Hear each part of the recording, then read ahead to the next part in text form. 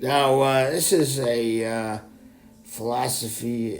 essay I wrote a while back. This is the first third of it now. Who in American, let me see which, I'm going to put it in French first, okay,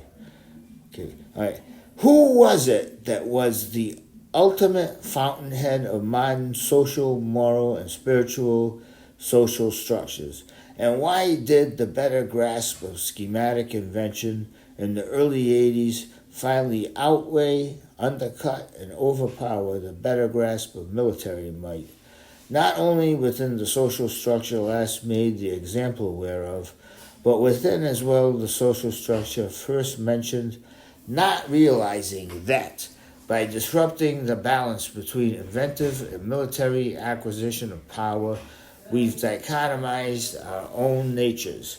therewith since antiquity through indirect satellite chessmanship,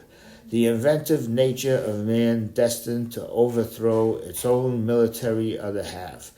disrupts as well the inventive self. Between the two lies the unseen destruction, through long ago land-settled distances thereof, of the potential for a wiser way of life for both. The instituting of a multitude of satellite social structures by the military side of human nature to attempt a reinvention of the colonial and missionary climatudes that factualize the inventive side of humankind actually call into play all kinds of potential counter-moves that mirror the sleeping giant nature of the inventive genius brought on by larger land masses more equipped for mediating cause and effect. We can see the clear results of this inventive tendency in the yellow light, the cautionary inclination brought on by the yellow light, and finally the conflict between heroism and isolationism that results from separating the flight or fight instinct cemented into the subconscious class consciousness by the lacking of caution. In other words, the similarities of transcendence with different modes of travel broken down by the lack of the yellow light separating red from green.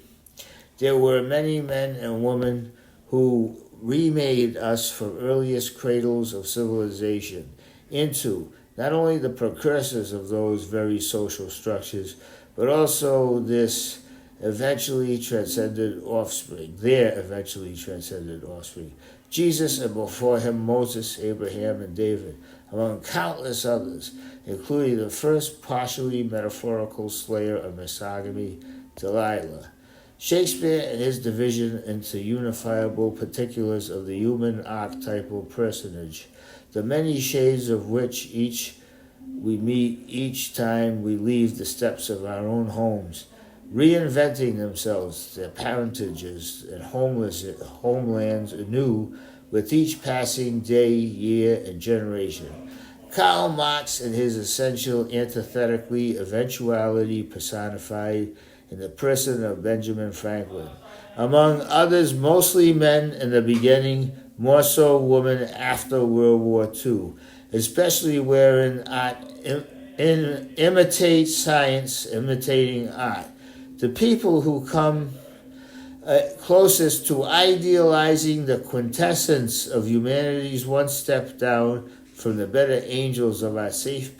passage back to heaven from whence we originated, coming closest in their reluctance and acceptance to realize the unrealizable one gift above all others God gives us, that of true freedom, whose highest ideal is the ascending juxtapositions of discovery and frontier, the first effected at many points throughout history by enslavement, the second sometimes achieved via varied levels of reconciliation, and lastly Sigmund Freud among those who followed him by splintering off from his half-discoveries. The American frontier gave way to cross-country discovery by automobile and train, air travel, and spaceflight, which shows that the human tendency to put our own insatiable curiosity sometimes ahead of our neighbor's well-being leads to socio-political polarities within each culture. At the end of each centuries-long day, a society must reinvent itself to survive. Our most dangerous enemy, whether we will admit it or not, is our placing of the value of monetary wealth above and beyond the well-being of our neighbors, both near and far. The main problem is humankind's inability to recognize the second as the genera extending. Now that's the end of the first part, and now I have a translation.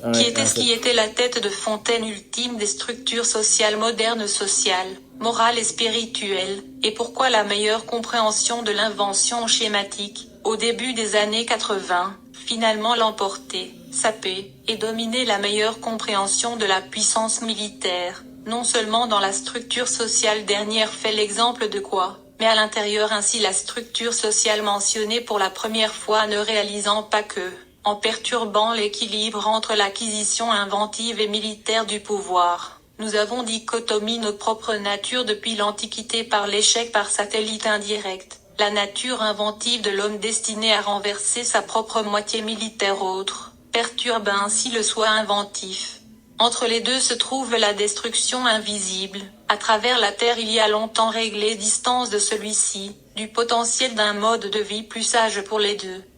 L'instauration d'une multitude de structures sociales satellites par le côté militaire de la nature humaine pour tenter une réinvention des climatudes coloniales et missionnaires qui font des faits et des faits. Le côté inventif de l'humanité met en jeu toutes sortes de contre-mouvements potentiels qui reflètent la nature géante endormie du génie inventif apporté par de plus grandes masses terrestres plus équipées pour la médiation de cause à effet. Nous pouvons voir les résultats clairs de cette tendance inventive dans la lumière.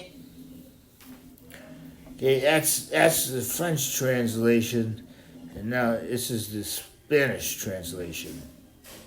¿Quién fue el último cabezal fuente de las estructuras sociales, morales y sociales modernas, y por qué la mejor comprensión de la invención esquemática, a principios de los años 80, finalmente socavaron y dominaron la mejor comprensión del poder militar, no solo dentro de la estructura social por última vez hizo el ejemplo de por fin, sino también dentro de la estructura social mencionada por primera vez sin darse cuenta de que, al alterar el equilibrio entre la adquisición inventiva y militar del poder hemos dicotomizado nuestra propia naturaleza con ella desde la antigüedad a través de la ajedrecidad por satélite indirecta. La naturaleza inventiva del hombre destinado a derrocar a su propia mitad militar, altera también el ser inventivo. Entre los dos se encuentra la destrucción invisible, a través de tierras de hace mucho tiempo establecidas distancias de ella, del potencial de una forma de vida más sabia para ambos. El instituir una multitud de estructuras sociales satelitales por parte del lado militar de la naturaleza humana para intentar una reinserción de los climatudes coloniales y misioneros que practican el lado inventivo de la humanidad en realidad. Llaman al juego todo tipo de contramovimientos potenciales que reflejan la naturaleza gigante dormido del genio inventivo provocado por masas terrestres más grandes más equipadas para la causa y el efecto mediadores. Podemos ver los claros resultados de esta tendencia inventiva en la luz amarilla, la inclinación cautela provocada por la luz amarilla y, finalmente, el conflicto entre el heroísmo y el aislacionismo que resulta de separar el vuelo o luchar instintivo cistado en la conciencia de clase subconsciente por la falta de precaución, otras palabras, las similitudes de la trascendencia con los diferentes modos de viaje desglosados por la falta de la luz amarilla que separa el rojo del verde. Hubo muchos hombres y mujeres que nos rehizo de las primeras cunas de la civilización, no solo los precursores de esas mismas estructuras sociales, sino también su descendencia eventualmente trascendida, Jesús, y ante él Moisés, Abraham y David, entre innumerables otros, incluyendo al primer asesino parcialmente metafórico de Misagami, Deliala, Shakespeare y su división en detalles unifiables del personaje arquetípico humano. Las muchas sombras de cada uno de los cuales nos encontramos cada vez que salimos de los pasos de nuestros hogares, reinventándose a sí mismos, sus paternidades y a las patrias de nuevo con cada día, año y generación que pasa. Karl Marx y su esencial eventualidad antitetística personificada en la persona de Benjamin Franklin entre otros, en su mayoría hombres al principio, más mujer después de la Segunda Guerra Mundial, especialmente en la que el arte imita la ciencia imitando el arte, las personas que se acercan más a idealizar la quinta esencia de la humanidad a un paso de los mejores ángeles de nuestro salvo pasaje de vuelta al cielo desde donde nos originamos, acercándonos más en su renuencia y aceptación a realizar el impizable don sobre todos los demás que Dios nos dio, el de la verdadera libertad, cuyo mayor ideal son las elecciones ascendentes de descubrimiento y frontera. La primera realizada en muchos puntos a lo largo de la historia por la esclavitud, la segunda a veces lograda a través de niveles variados de reconciliación, y por último Sigmund Freud, entre los que lo siguieron al separarse de sus medio descubrimientos. La frontera estadounidense dio paso al descubrimiento a través del país por automóvil y tren, viajes aéreos y vuelos espaciales, lo que muestra que la tendencia humana a poner nuestra propia curiosidad insaciable, a veces, por delante del bienestar de nuestros vecinos, conduce a polaridades sociopolíticas dentro de cada cultura. Al final de cada día de siglo, una sociedad debe reinventarse para sobrevivir. Nuestro enemigo más peligroso, admitamos o no, es nuestra colocación del valor de las riquezas monetarias más allá del bienestar de nuestros vecinos, tanto cercanos como lejanos. El principal problema es la incapacidad de la humanidad para reconocer el segundo como los géneros que se extienden. Okay, now I'll try to go to the second part. See if I